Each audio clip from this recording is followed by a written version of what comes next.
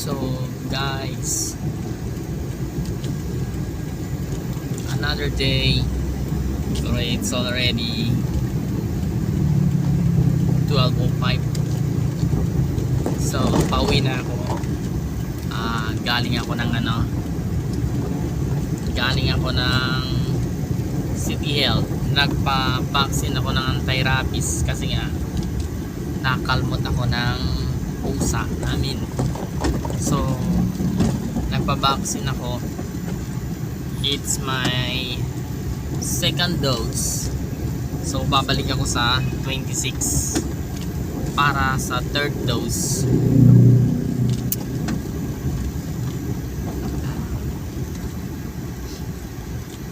Nakalmot ako, nasugatan. So para sigurado magpapabaksin tayo kasi nga hindi natin masigurado kung safe o baka natetano yung sugat o nagkaroon ng rabies, mas delikado. Kaya for safety magpabaksin na tayo. Medyo traffic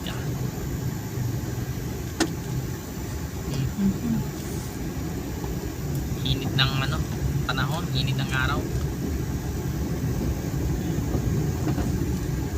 Ang init. Pag sa labas sobrang init.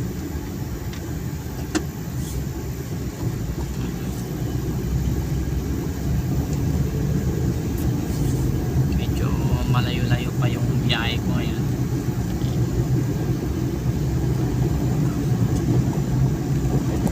Medyo gutom na. Pag uwi ko ngayon, kakain ako ng marami. Kain ako ng marami.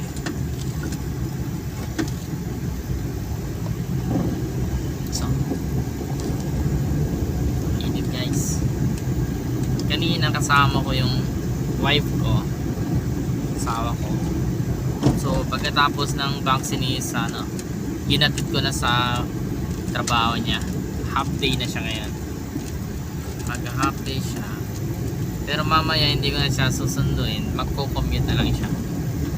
Kasi siguro nasa 14 kilometers yung working area niya, working station niya. Papunta sa bahay namin. Medyo malayo. Buti na lang dito sa may West Coast is papuntang West Coast hindi masyadong traffic, pero papuntang East Coast yung galing ka sa sentro grabe yung traffic. Kanina dinaanan ko, sobrang traffic. Ngayon light lang yung traffic.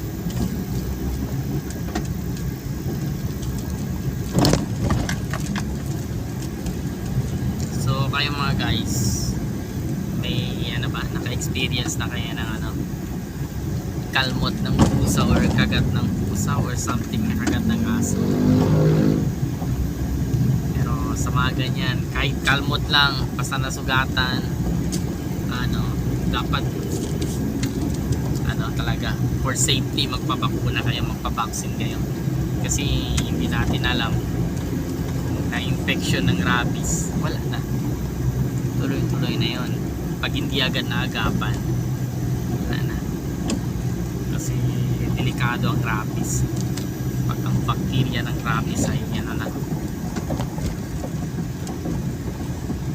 umepekto na sa utak natin, wala na.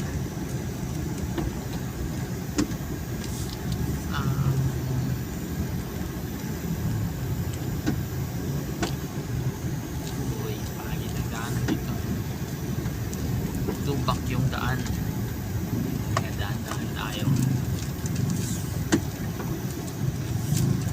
Tubak yung daan.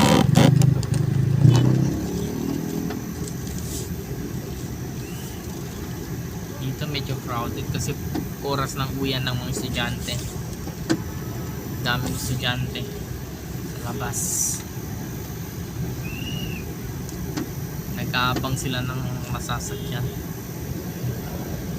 Yung iba papunta sa mga karinderya.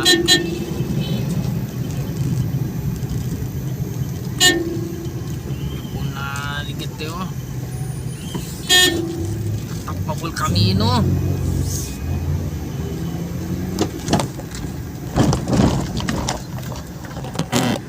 Pinataka yung daanan eh. Kasi nga, inarang yung daanan. Nakabang siya ng pasahero sa gitna. Minsan kasi mga ibang mga driver na kulang sa disiplina. Dapat pag kumuha sila ng pasahero, dapat tumabi sila. Kasi yung daanan sa inaharang nila yung gitna. Kulang talaga sa singit yung mga iba.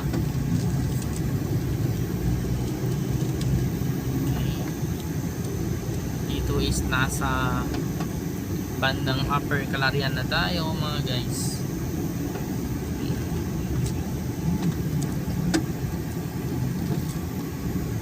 Gusto ko sanang lagay ng sound effect yung mga kanta, music, kaso makapiright tayo pag in-upload ko yun.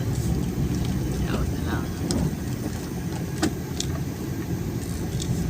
36 area 36 na tayo.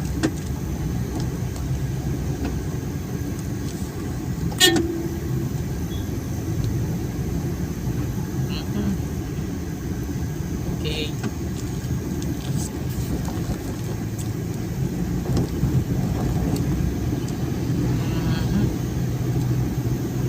Wala akong madaanan na yung cheese desal, yung pandesal na sinasabi nilang malunggay na pandesal. Sarap kasi yan. Inahanap ko kasi minsan nandito sila sa daan, naka sidecar kasi yan. Yan.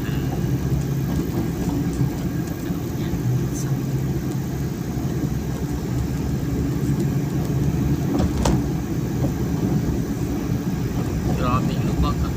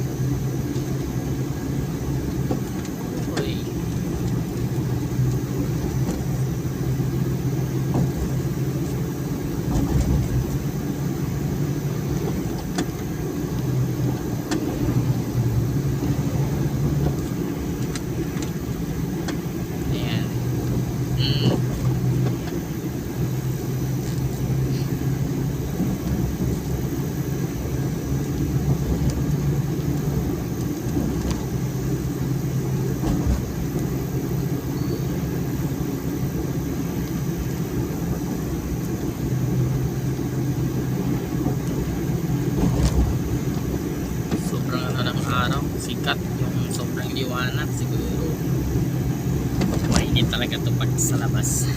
Pag nakamotor, parang masusunod talaga yung mo, balat mo dito, magigitim ka talaga. Kung magmo-motor, dapat naka long sleeve or naka jacket para safety tayo sa init ng araw. Pero sa ngayon sa Manila is alam ko may pumasok na malaking bagyo ngayon. So delikadong bagyo doon. Malakas yung bagyo ngayon sa Manila. Dito sa Zamboanga sobrang init. Sa Maynila, sa Luzon, sobrang sama ng panahon ngayon. Kahapon is alam ko nag-start yung rally about sa corruption. So ngayon sa Manila, pagkakalam ko, ewan ko kung hanggang ngayon is nagrarally pa rin sila. Masama ang panahon ngayon kasi may bagyo. Pero kahapon okay yung panahon, nagrally sila, yung iba parang hindi na maganda kasi hindi na peaceful yung rally, nagkakagulo na, nagsusunog na sila ng mga gulong, nambabato na sila ng mga pulis.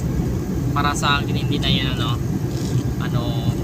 peaceful rally. Yung ginagawa nila is panggugulo na yon. Iba kasi yung peaceful rally, pwede naman tayo mag-rally ng mapayapa, hindi sa ganong paraan. Iba kasi yung nila approach is yung sinisipa na nila yung mga barrier, yung mga pulis sinasaktan na nila. Karamihan kasi yung yung mga minors. Pag minor, hindi mo yan sila maituturing na parang krimen agad yung ginagawa nila. Yung violation of the law sila, pero exempted sila yung iba. Siguro i-assess sila ng DSWD. Pero yung mga hindi na minor, yung legal age na, sigurado may sila, haharapin silang mga consequences. Makakasuhan sila, damage of property, kasi nang babasag na sila ng mga salamin ng mga mall or hotel, something sa mapagtripan nila is binabasag na nila, pinapalo ng kung ano matitigas na bagay, kahoy, bed ba yan or banal, sinisira nila. Pero hindi nila alam yung consequence niya. Pag lumala yan, mas lalong maghihirap yung bansa natin. Isipin mo kung lalong nagkagulo na maraming nasira sample, nasunog yung mga mall, syempre mawawala ng trabaho yung mga ibang tao na umaasa lang sa trabaho. Pag mawala sila ng trabaho dahil sa rally, lalong maghihirap, lalong magkakaproblema, marami ang magugutom. Dapat pag mag-rally sila, dapat siguro sa peaceful way. Magagawa man nila yon sa in a peaceful way. Ilabas nila yung gusto nila ilabas, lahat nila baka megaphone. Huwag na lang silang gumawa ng good, yung sisirain nila yung mga properties. Hindi maganda yun.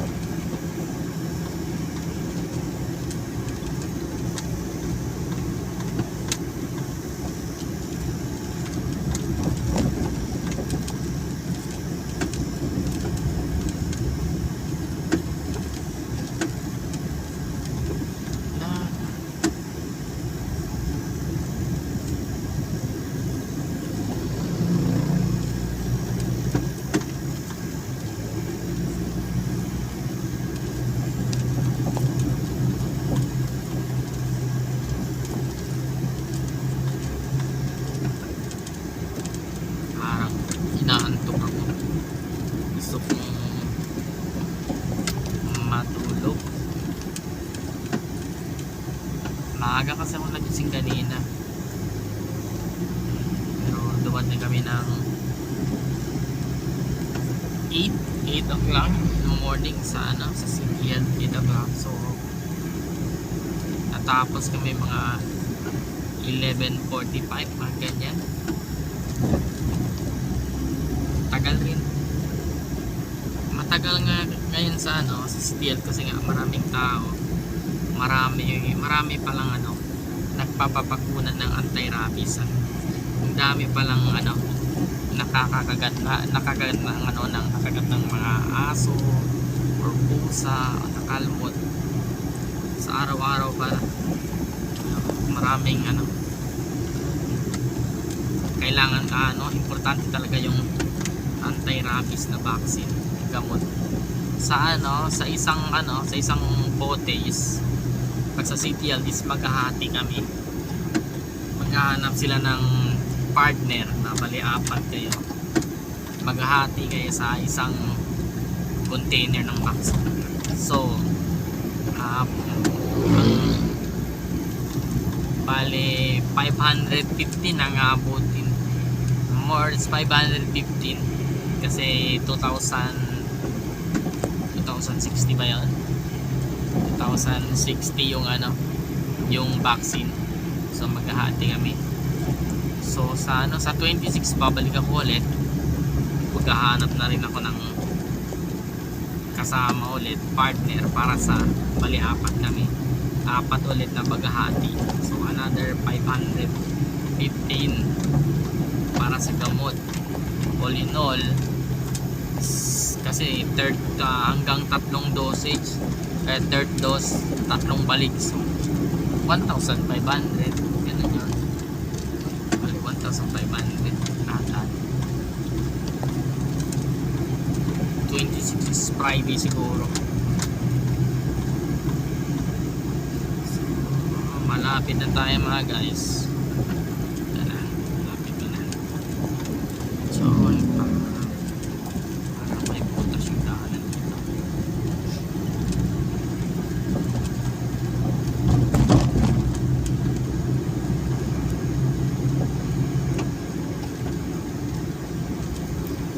Nasa West Coast na ako, malapit na. Kasi malapit lang kasi sa dagat yung lugar namin. So seashore, parang boulevard. Sa mga nakarambag yung mga barko is nahampas ng halon, napunta dito sa gilid ng dagat. So hindi na nila makuha.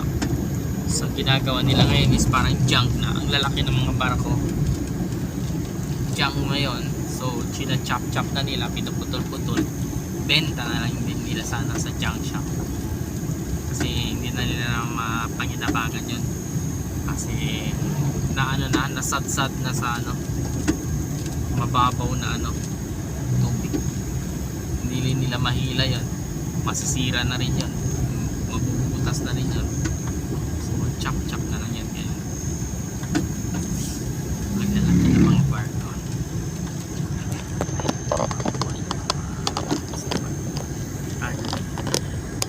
Natin ba yan ako sana. Tapat ko sana sa labas para makita nyo yung tsura ng West Coast dito sa akin. Dami mga barko. Ngayon dumadaong yung mga barko kasi parang fair na ngayon. Ewan ko, fish ban ba? Wala sigurong huli ngayon. So maraming barko yung dumadaong malapit.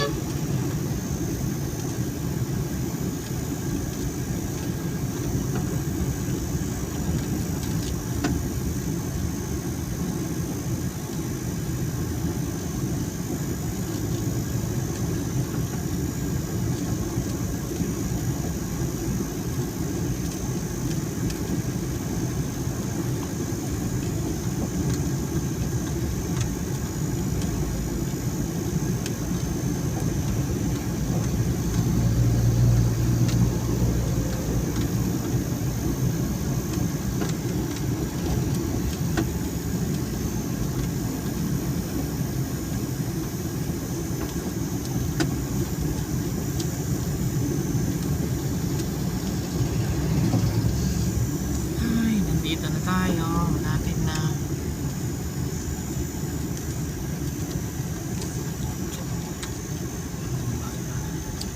Mag 12:30 na. Almost 12:30. Ganda naman lang. Closer. Ganda naman.